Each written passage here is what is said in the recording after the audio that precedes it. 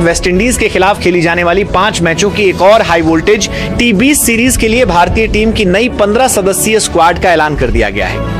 और इस नई स्क्वाड में 4 से 5 ऐसे बड़े और हैरान कर देने वाले बदलाव देखने को मिले हैं जिसने पूरे क्रिकेट जगत में हलचल मचा के रख दी है। जी हां क्रिकेट प्रेमियों, अभी भारतीय टीम ने जिम्बाब्वे को उसी की धरती पर शानदार अंदाज में हराकर 3 मैचों की T20 सीरीज अपने नाम कर ली है। वेस्टइंडीज दौरे के लिए भारतीय टीम की नई 15 सदस्यीय खतरनाक स्क्वाड का आधिकारिक तौर पर ऐलान कर दिया है। जी हां, अब टीम इंडिया वेस्टइंडीज का बड़ा दौरा करने वाली है, जहां उसे पहले 5 मैचों की धमाकेदार हाई वोल्टेज T20 सीरीज खेलनी है और उसके बाद वनडे सीरीज में भी वेस्टइंडीज से 2-2 हाथ करने। हालांकि वनडे सीरीज के लिए अभी तक टीम इंडिया की कोई घोषणा नहीं हुई है, लेकिन वेस्टइंडीज से 5 मैचों की T20 सीरीज के लिए बीसीसीआई ने अभी भारतीय टीम की नई 15 सदस्य खतरनाक स्क्वाड का आधिकारिक तौर पर ऐलान कर दिया है। और इस नई स्क्वाड में 4 से 5 ऐसे बड़े और हैरान कर देने वाले बदलाव देखने को मिले हैं जिसने पूरे क्रिकेट जगत में हलचल मचा के रख दी है। जी हां, हाल ही में जिम्बाब्वे दौरे पर कई खिलाड़ी उम्मीदों के मुताबिक प्रदर्शन नहीं कर पाए, जिसके बाद चयनकर्ताओं ने बिना किसी हिचकिचाहट के बड़े फैसले लेते हुए कुछ खिलाड़ियों को बाहर का रास्ता दिखा दिया है। वहीं उनकी जगह 4 से 5 सीनियर खिलाड़ियों को टीम में शामिल किया है, क्योंकि सामने है वेस्टइंडीज जैसी वर्ल्ड चैंपियन टीम जिसने कई बार भारतीय टीम को करारी और शर्मनाक शिकस्त दी है। ऐसे में टीम मैनेजमेंट ने उन खिलाड़ियों की टीम में वापसी कराई है जो चोट और इंजरी से अभी तक टीम से बाहर थे, और कई युवा खिलाड़ियों को इस बार टीम से बाहर रखा गया है। और दोस्तों, इस समय सबसे ज्यादा चर्चा जिस खिलाड़ी की हो रही है वो है टीम इंडिया के 360 डिग्री कहे जाने वाले सूर्य कुमार यादव। जी हां, सूर्य कुमार यादव संजू सैमसंग समेत 4 से 5 सीनियर खिलाड़ियों की टीम में वापसी होने जा रही है। और अगर ऐसा होता है तो वेस्टइंडीज के गेंदबाजों के लिए ये किसी बड़ी चेतावनी से कम नहीं होगा। इतना ही नहीं दोस्तों, इस नई स्क्वाड में अनुभवी तेज गेंदबाज मोहम्मद सिराज और भुवनेश्वर कुमार के नाम को लेकर भी जबरदस्त चर्चा तेज हो गई है। इस T20 सीरीज में आपको देखने को मिलेगा भारत और वेस्टइंडीज के बीच वो मुकाबला जो शायद ही अभी तक आपने देखा। भारतीय टीम की चुनौती होगी वेस्टइंडीज को उसी के घर में हराकर T20 सीरीज में धमाकेदार जीत दर्ज करना, जिसके लिए बीसीसीआई ने टीम में ऐसे खिलाड़ी शामिल किए हैं जिनके अंदर ये कारनामा करने की क्षमता मौजूद है। और उससे भी बड़ी बात, टीम इंडिया के 360 डिग्री कहे जाने वाले सूर्य कुमार यादव की टीम में धमाकेदार वापसी हो चुकी है। इसका मतलब इस बार भारतीय टीम एक नए अंदाज के साथ मैदान में उतरने वाली है। तो दोस्तों, अगर वेस्टइंडीज के खिलाफ 5 मैचों की T20 सीरीज के लिए टीम इंडिया के 15 सदस्यीय स्क्वाड की बात करें तो सबसे पहले बीसीसीआई ने टीम में 2 सलामी बल्लेबाजों को टीम में शामिल किया है, जिसमें सबसे पहला नाम आता है टीम इंडिया के विस्फोटक सलामी बल्लेबाज अभिषेक शर्मा का। अभिषेक शर्मा पिछले कुछ समय से शानदार फॉर्म में नजर आ रहे हैं और अपनी आक्रामक बल्लेबाजी से किसी भी गेंदबाजी आक्रमण की धज्जियां उड़ाने का दम रखे। पावर प्ले में तेजी से रन बनाना उनकी सबसे बड़ी ताकत मानी जा रही है। ऐसे में वेस्टइंडीज के खिलाफ भी टीम इंडिया को उनसे एक धमाकेदार शुरुआत की पूरी उम्मीद रहने वाली है। वहीं दूसरा नाम आता है 15 साल के युवा सनसनी वैभव सूर्यवंशी का। बेहद कम उम्र में अपने बेखौफ अंदाज और विस्फोटक बल्लेबाजी से वैभव ने पूरी क्रिकेट दुनिया का ध्यान अपनी ओर खींचा है।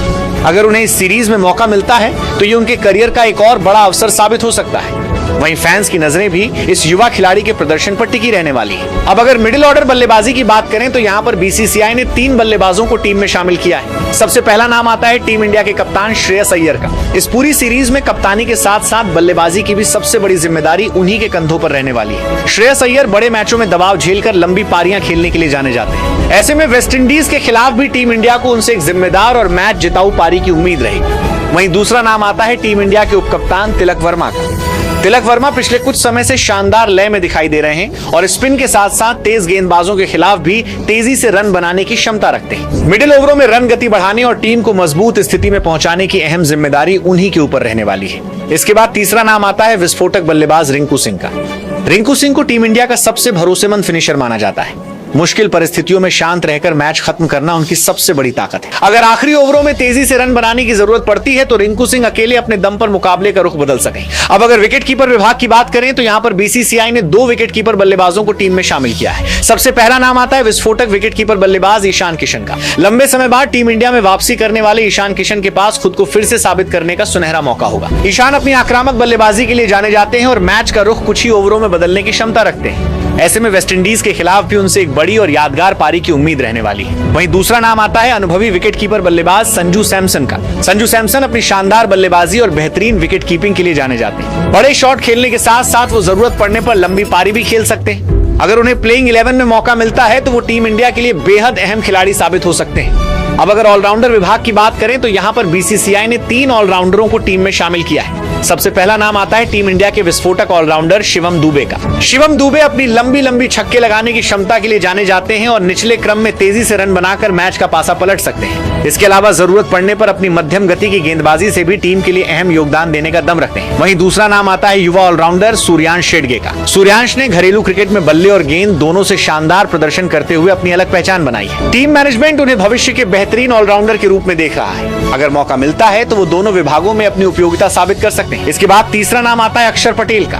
अक्षर पटेल टीम इंडिया के सबसे अनुभवी ऑलराउंडरों में से एक है। वो अपनी किफायती स्पिन गेंदबाजी के साथ साथ निचले क्रम में उपयोगी बल्लेबाजी करने की भी क्षमता रखते हैं। मुश्किल परिस्थितियों में टीम को संभालना उनकी सबसे बड़ी ताकत मानी जाती है। अब अगर गेंदबाजी विभाग की बात करें तो यहाँ पर बीसीसीआई ने एक स्पिनर और 4 तेज गेंदबाजों को टीम में शामिल किया है। स्पिन विभाग में सबसे पहला और इकलौता नाम आता है रहस्यमयी स्पिनर वरुण चक्रवर्ती का।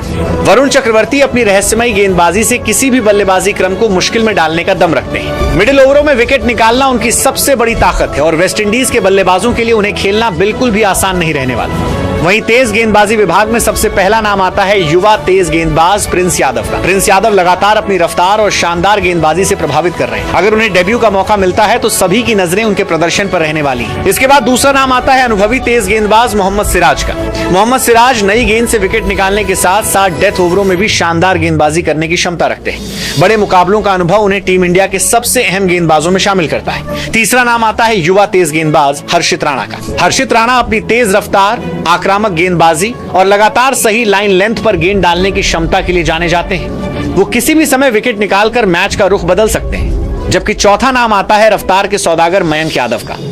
मयंक यादव अपनी 150 किलोमीटर प्रति घंटे से भी ज्यादा की रफ्तार वाली गेंदबाजी के लिए पूरी दुनिया में चर्चा का विषय बने हुए हैं। अगर वो अपनी लय में रहे तो वेस्टइंडीज के बल्लेबाजों के लिए उन्हें खेलना बिल्कुल भी आसान नहीं होगा।